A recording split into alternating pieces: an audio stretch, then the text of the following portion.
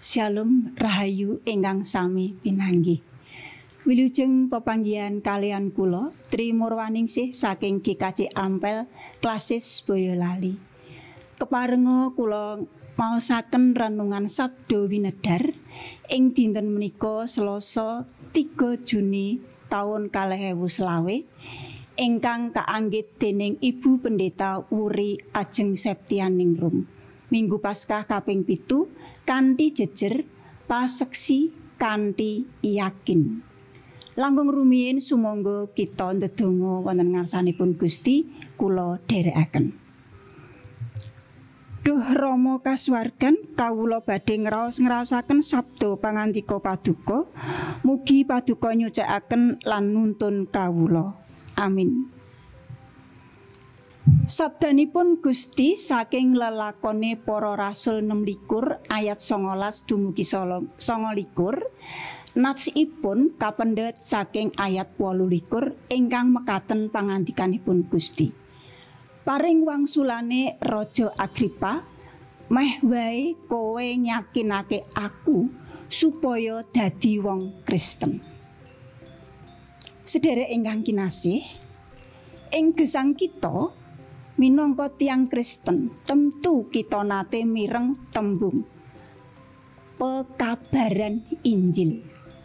Martosaken Injil menika paseksi gesang kita ingkang dados titikaning tiyang pitados.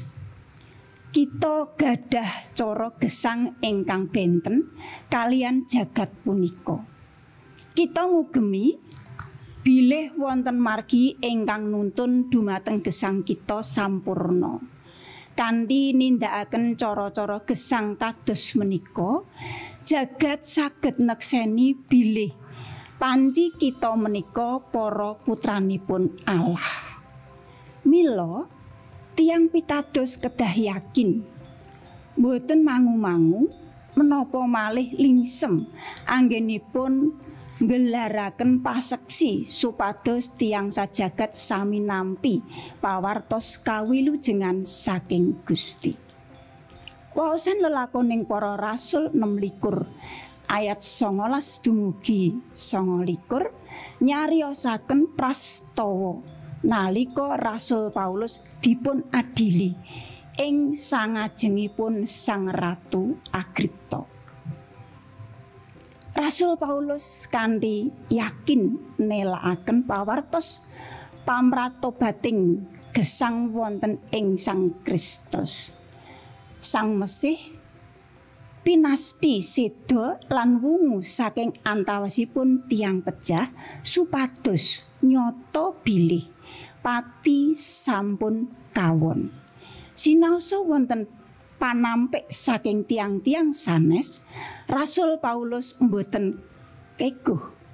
Piyambakipun tetep nelakaken paseksinipun kanthi yakin.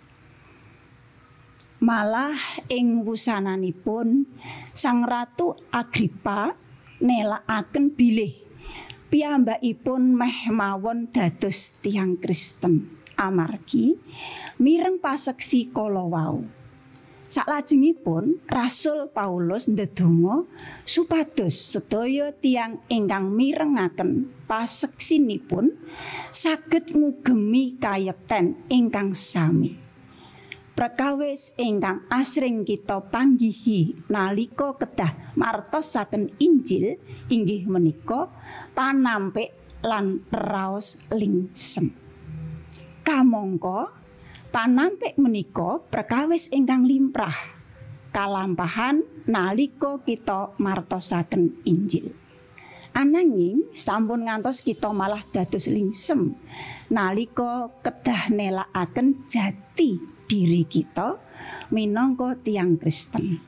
Paseksi menika kedah kanthi yakin. Makaten sabda pangandikanipun Gusti. Gusti berkahi.